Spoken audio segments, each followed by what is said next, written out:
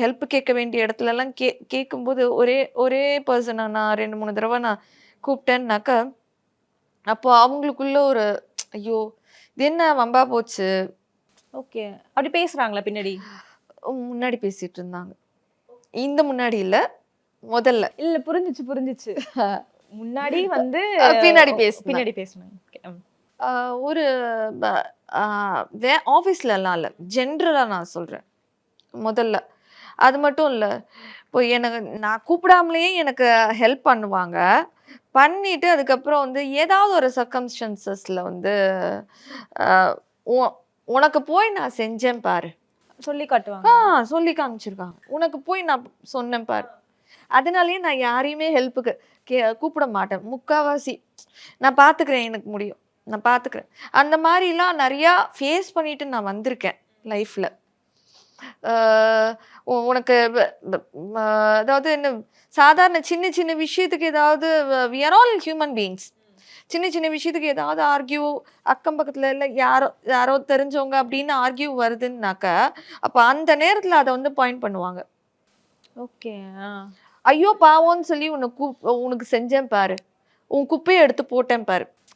So அது மாரி சொல்லும்போது, நான் உன்ன செய்ய சொன்னேனா?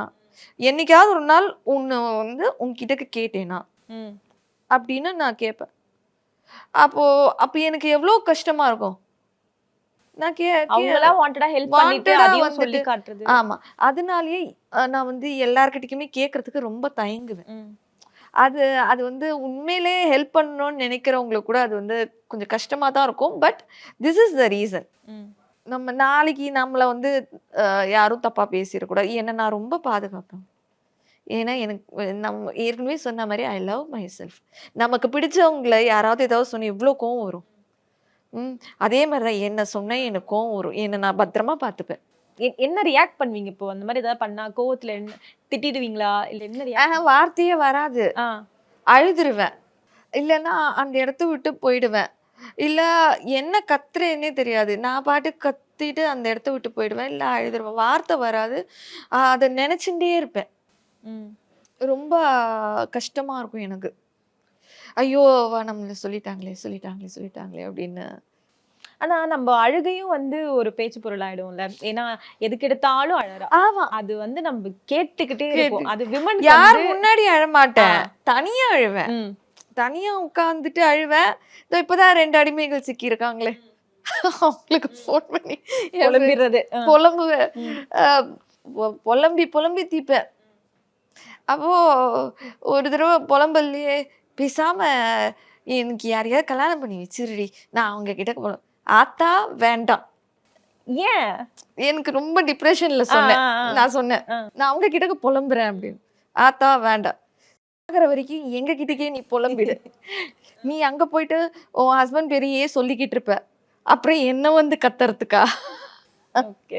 ஆமா. ஹஸ்பண்ட் பேர சொல்லுவேன் தான். நான் அவர பத்தி பேசுறதுக்காகவே நான் கல்யாணம் பண்ணேன். இது ரொம்ப சைல்டிஷா அது சம்டைம்ஸ் நம்மளோட அதர் சைடு வெளிய சைடு வரும்ல. ஆமா அந்த வெளில மாரி. வரும். ஆமா. சரி எனக்கு மெனி டைம்ஸ் வரும். ரொம்ப எப்ப பார்த்தாலும் அந்த இவங்க கூட இருந்தா மட்டும் அந்த ஸ்கூல் டேஸ் கீதா வெளில வந்துட்டே இருப்பா எப்பவுமே. என்னலாம் வந்து ஷேர் பண்ணிப்பீங்க? இப்போ உங்க ஃப்ரெண்ட்ஸோட இருக்கிறப்போ நீங்க சொன்னீங்கல்ல. ஏன்னா உங்கள பார்க்குற விதம் வந்து 2 விதமா மாறியிருக்கும்ல. அதுக்கு முன்னாடி இருந்த கீதா வந்து கலகலப்பா, ஜாலியா இருந்திருப்பாங்க. அதுக்கப்புறம் ஒரு கொஞ்சம் அமைதியா, சைலன்ட்டா இருந்திருப்பாங்க. இப்ப திருப்பி பேக் டூ நார்மல் கீதாவா இருக்கீங்கன்னு தோணுது. ஸோ என்னலாம் மாறியிருக்கு ஆக்சுவலி? நல்லா கலாட்டா பண்ண ஆரம்பிச்சுட்டேன்.